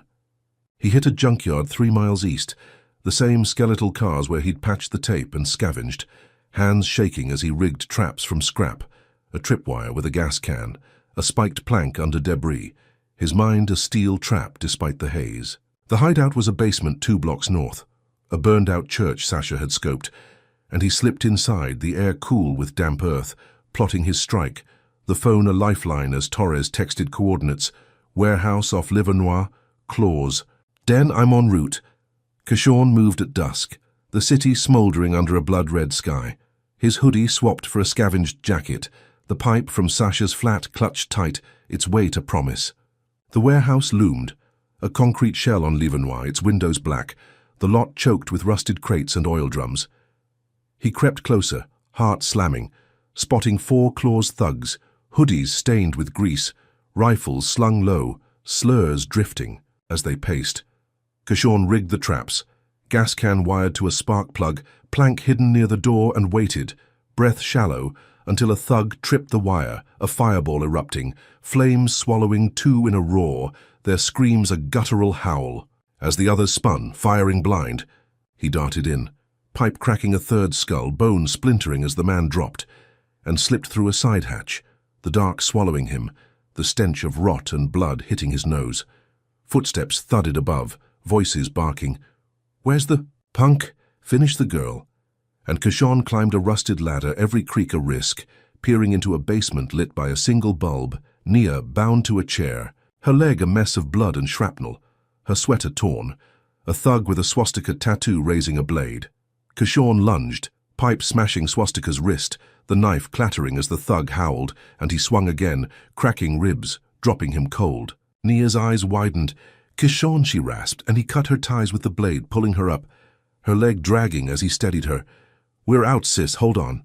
Gunshots roared, a second thug bursting in, rifle blazing, and Kishon dove, dragging Nia behind a crate, bullets chewing wood, splinters biting his skin. He hurled the pipe, cracking the thug's knee, and tackled him, fists pounding, until the man went limp, blood slick on his knuckles. They stumbled out, Nia leaning hard, the warehouse a chaos of smoke and bodies, his traps buying seconds as they hit the lot, collapsing behind an oil drum. Sirens wailed, Torres's SUV screeching up, the Fed leaping out, gun drawn. "Get in, now." And Kishon hauled Nia inside, tires spinning as they peeled away, bullets pinging off the rear, the claws' shouts fading in the night. Torres floored it, voice gruff. "You're a damn ghost, kid, she's safe." And Kishon held Nia, her gasps a lifeline, believing he'd beaten the abyss, Crane's grip slipping. They hit a hospital 15 miles west, a squat brick building ringed by protesters, their chants a dull roar as Torres flashed his badge, rushing Nia inside, her leg a priority, blood soaking the stretcher. Kishon paced the ward, ribs throbbing, his grazed arm bandaged by a nurse who didn't ask questions. Sasha's death a weight, crushing his chest, but Nia's pulse steadying a balm on his soul. Torres worked the phone, Feds raiding Claw's hideouts, Crane's network cracking as the tape looped nationwide, protests swelling, demanding the judge's head. By dawn, Riley's crew flipped harder, spilling names, dates, payoffs, and the news. Glared Crane's empire imploding. Dozens arrested, precincts gutted.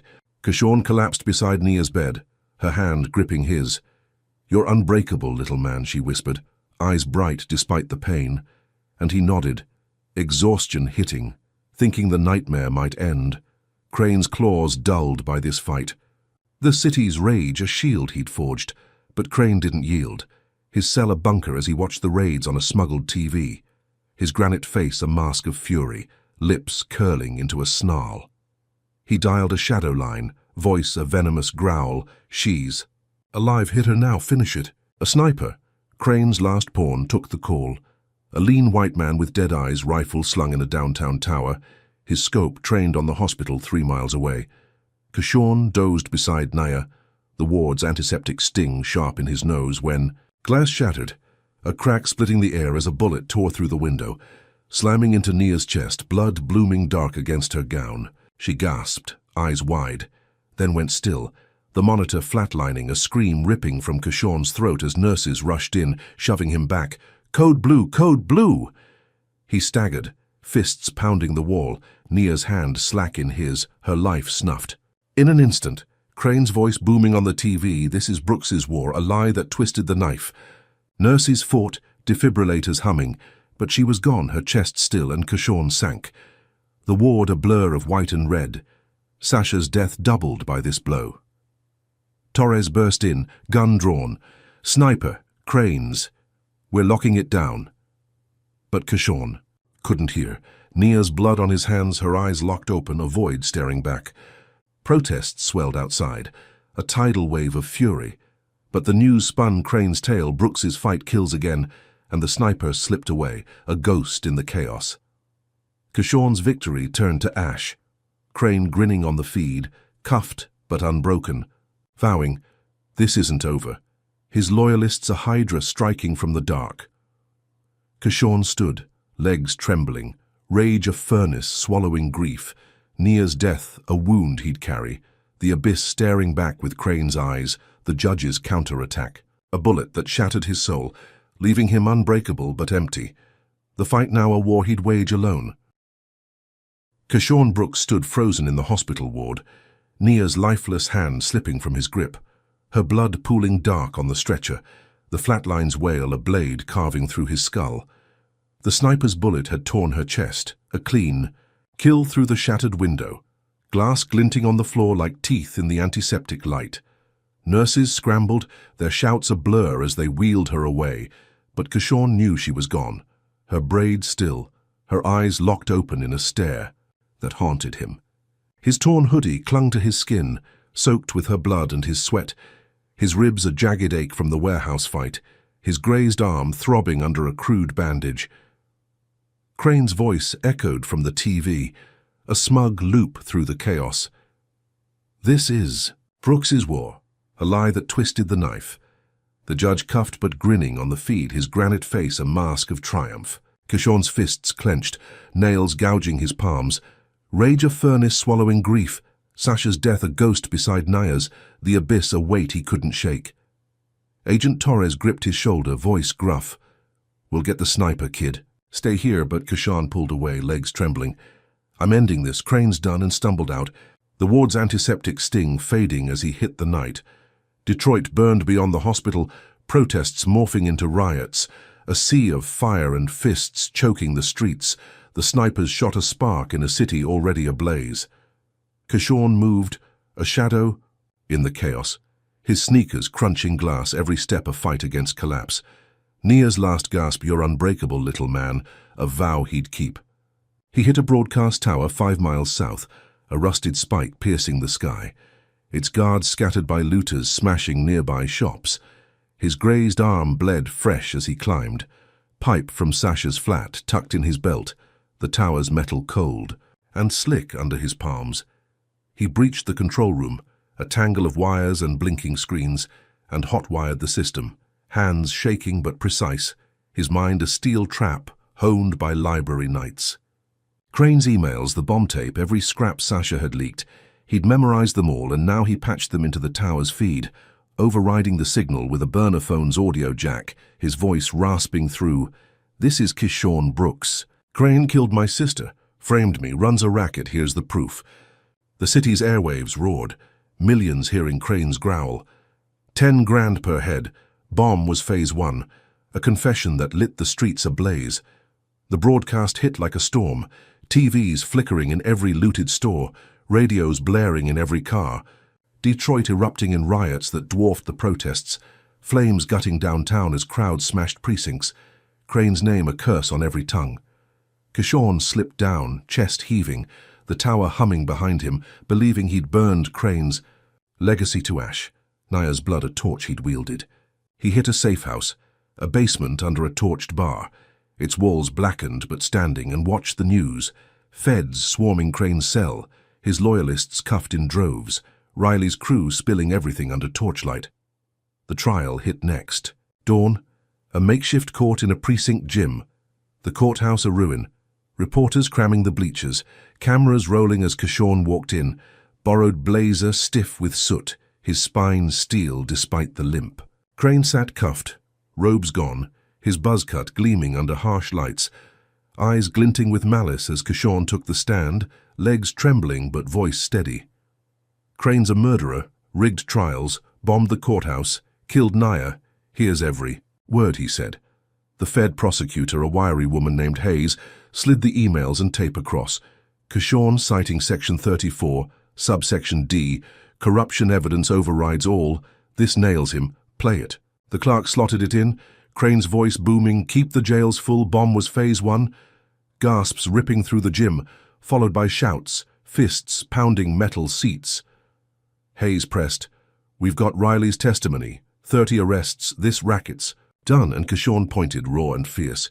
"He shot my sister from a cell, life without parole, bury him." Crane's face purpled, a vein bulging, but the jury huddled, wide-eyed, whispering as Hayes stacked the proof emails, tapes, confessions, a tower too high to climb. The foreman stood, voice cutting through, "Guilty, life without parole." And cheers erupted, a thunderclap of vengeance. Kishon sinking to his knees, Crane's snarl drowned by the roar, believing he'd avenged Nia, Sasha, Tanya, the judge's empire ash at his feet. He walked out, the gym's air thick with sweat and triumph, Feds hauling Crane away, his cuffs glinting as he spat curses. "You're nothing, punk," his buzz cut matted with sweat. Kishon limped to the street, riots calming, the city a smoldering. Husk? Tanya rushing from a crowd, her scrubs torn but her arms open, pulling him close. You did it, baby, he's gone. Her tears soaked his blazer, and Kishon nodded, exhaustion hitting. Nia's face a ghost in his mind. Sasha's a shadow beside her, thinking he'd broken the beast. Crane's claws snapped by this fight. The news blared, Crane convicted, network. Gutted Detroit's black neighborhoods chanting his name, a hero forged in blood and fire. He sank onto a curb, Tanya beside him, believing the war was won, the system bent to his will, his genius a blade that had carved justice from chaos, vengeance a balm on his soul. But Crane's cell wasn't the end. His network a hydra with heads still lurking, and a new shadow rose, Marcus Vaughn, a black billionaire in a tailored suit, his penthouse a fortress overlooking the river. He'd watched the trial on a private feed, his dark eyes glinting, lips curling into a smirk as Crane fell, a pawn in his game. Vaughn dialed a number, voice smooth but cold. Crane's out. Brooks is ripe. Time to turn him. And his private army. Rolled? A convoy of sleek vans cutting through the suburbs, rifles gleaming, masks pulled tight. Kishon sat with Tanya, the curb cold under him. When tires screeched, vans circling, men in black spilling out, their boots silent but swift. He lunged, pipe in hand, but a taser cracked, volts searing his chest, dropping him as Tanya screamed. Hands clawing air. They hauled him up, zip ties snapping on his wrists, and dragged him into a van, the door slamming as Tanya's cries faded, the city's roar a distant hum. Vaughn's men dumped Kishon in a cell, a concrete box under the penthouse, its walls smooth and grey, a single bulb buzzing overhead. He woke, head throbbing, ribs a symphony of pain, the pipe gone, his blazer torn, and Vaughn stepped in, tall and lean, his suit pristine, a gold watch glinting on his wrist. Marcus Vaughn, he said, voice a velvet blade. I funded Crane. Built. The prisons, the profits, you're a glitch, Brooks, but useful. Kishon's stomach dropped, rage flaring. You're black, you sold us out, and Vaughn shrugged. Power's colorblind, kid, I climbed, you didn't. He paced, shoes clicking. Crane was loud, messy. You're quiet, smart. Join me. Run this with. Me or die here. Kishon spat, blood flecking the floor. Never, you killed Nia, Sasha, and Vaughn grinned. Suit yourself, but the offer stands. He walked out, the door clanging shut, and Kishon sank. Betrayal's sting a fresh wound, Crane a puppet, Vaughn the puppeteer, his vengeance a lie. The news spun Vaughn's tale. Brooks arrested, terrorist behind riots, a frame job that turned. The city's cheers to jeers, Tanya sobbing on the curb alone. Kishon's cell was a tomb, but his mind churned, replaying Vaughn's words. Crane's fall, the Hydra's new head a black man who'd bled his own. He'd won the battle, caged Crane, but the war had shifted. Vaughn's army a counterattack. That dwarfed the judges, pinning him as the villain. Nia's death a pawn's price in a game he hadn't seen. His fists clenched, rage a furnace, vowing to break this cage, to burn Vaughn's throne, the fight now all or nothing, alone, warrior against a shadow he'd never outrun. Kishon Brooks slumped against the smooth concrete wall of his cell, beneath Marcus Vaughn's penthouse, the single bulb buzzing overhead, casting a harsh glow on his bruised face. His wrists stung, zip ties cutting into skin still raw from Crane's. Cuffs, his torn blazer a rag on his shoulders soaked with sweat and Nia's blood, his ribs a jagged ache from the taser that had dropped him. The air was sterile, a cold bite of bleach and steel, the cell a 6-foot square with no windows. No cot, just a drain in the floor glinting like an eye. Vaughn's words echoed. I funded Crane, built the prisons, you're a glitch, Brooks, join me or die. A velvet threat that twisted Kishon's gut, the black billionaire's smirk a betrayal deeper than Paul's, sharper than Crane's laugh. His grazed arm throbbed, blood crusting under the sleeve. But his mind churned, replaying every blow, Nia's chest torn open, Sasha's last gasp, Tanya's scream as the van took him. Crane was a puppet, Vaughn the hand, a shadow king who'd bled his own people for power, and Kishon's vengeance had only scratched the surface. The real beast still standing, grinning from a throne of glass and gold. Days blurred, guards in. Black tactical gear circling like wolves, their boots silent on the polished floor, slurs a low hum through the walls. Lawyer Punk's done, Vaughan's toy now. They beat him daily, fists slamming his ribs until he coughed blood, knees cracking his jaw, a rhythm of pain that drowned the bulb's buzz. Kishorn curled tight, reciting Michigan law to stay sane.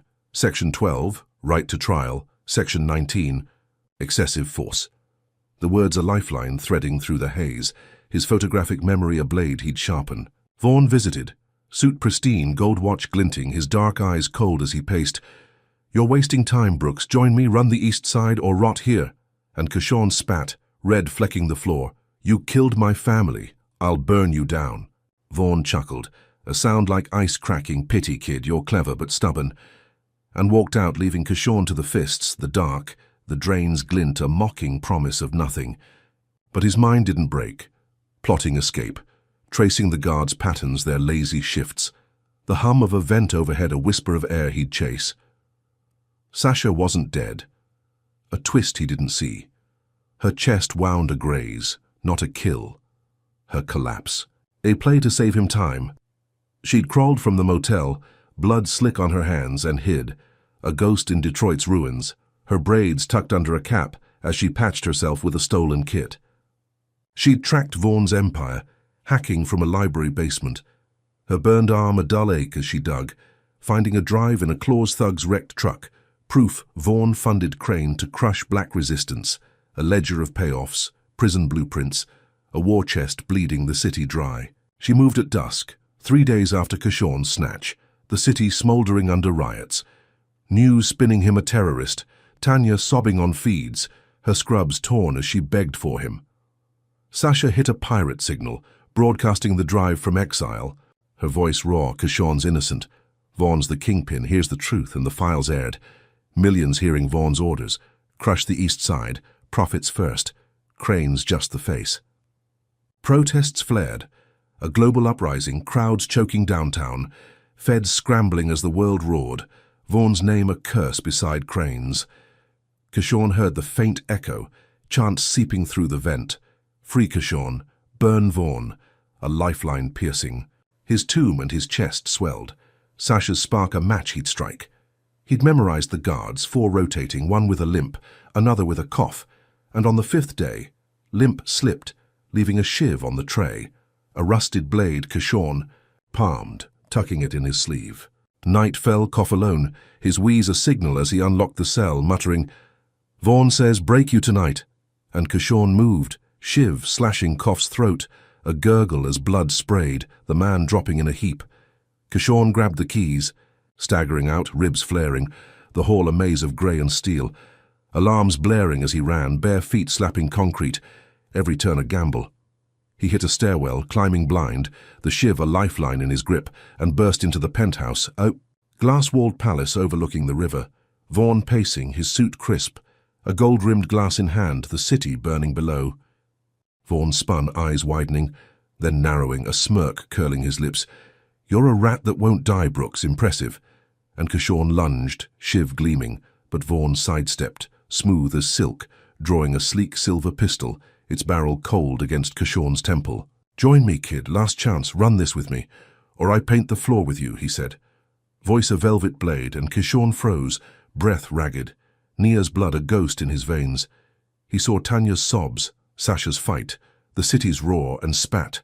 "You're a traitor, I'd rather die," lunging again, shiv slashing Vaughan's arm. Blood blooming dark on the suit. Vaughan roared, pistol cracking Kishorn's skull, stars bursting as he stumbled. But he swung, shiv sinking into Vaughan's chest, a wet thud as the billionaire gasped, eyes wide, the gun clattering to the glass floor. Vaughan sank, blood pooling, his gold watch ticking as he choked. "You're... my son, fool, your mum, hid you." A dying whisper that shattered Kishorn's world, the shiv slipping from his hand, the room spinning as Vaughan went still. A father he'd never known, a monster he'd killed. Kishorn staggered back, blood slick. On his hands, Vaughan's eyes locked open. A mirror to Nia's, the penthouse trembling as sirens wailed below. Feds breaching the tower, their boots a thunderclap through the halls. He stumbled to the window. Detroit a sea of fire and fists. The Sasha's broadcast looping on every screen. Vaughn's empire exposed, Crane a footnote in this war. The shiv lay beside Vaughn, a blade of betrayal, and Kishon's chest caved, grief and rage colliding. His father a shadow king who'd bled his blood, Nia's death a pawn's price in a game he'd ended.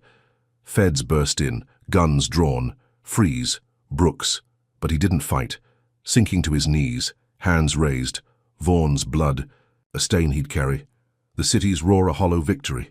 They cuffed him, dragging him out, the penthouse a tomb. Vaughn's watch ticking in silence, a clock stopped on a truth too heavy to bear. The streets swallowed him, feds parading him through riots, news spinning a new tale. Brooks kills Kingpin. Terrorist or hero? Tanya rushed from the crowd, her scrubs torn, pulling him close as cuffs bit his wrists. "You're alive, baby, you're alive."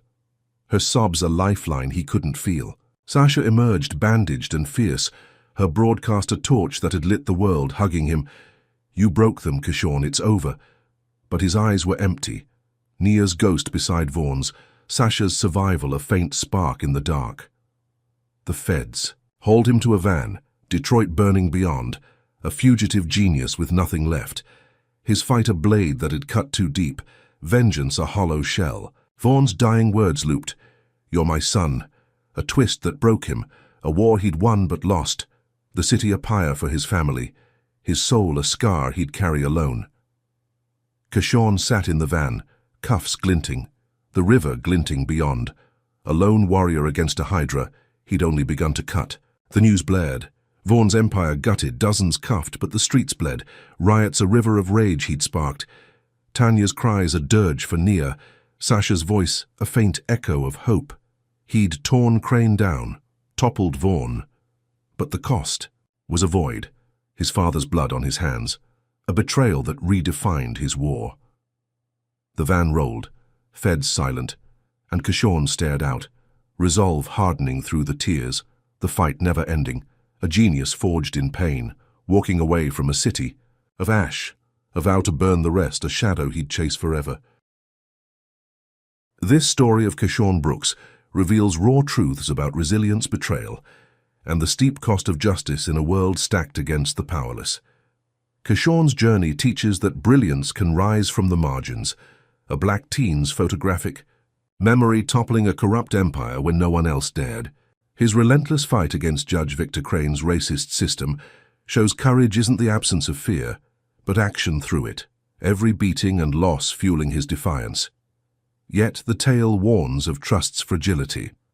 Paul Decker's turncoat, Sting and Marcus Vaughn's treachery, as Kishon's father prove allies can wield the sharpest knives, especially when power tempts. The deepest lesson lies in sacrifice.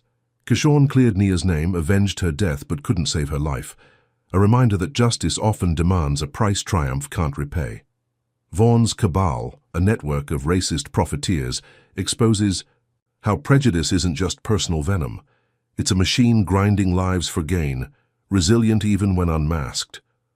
Kishon's final vow, bloodied and alone, clutching that USB in a burning city, underscores that the fight against such evil is never fully won, a war passed to the next warrior. This urges us to question power, challenge systems that crush, and stand firm when the cost feels unbearable, for silence is complicity. What would you risk to expose a truth like Kishon did?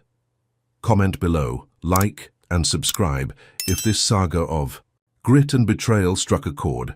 Share it to ignite the conversation. Thanks for joining this journey through a city of flame and injustice. May you find strength to fight your battles and light in the darkest corners.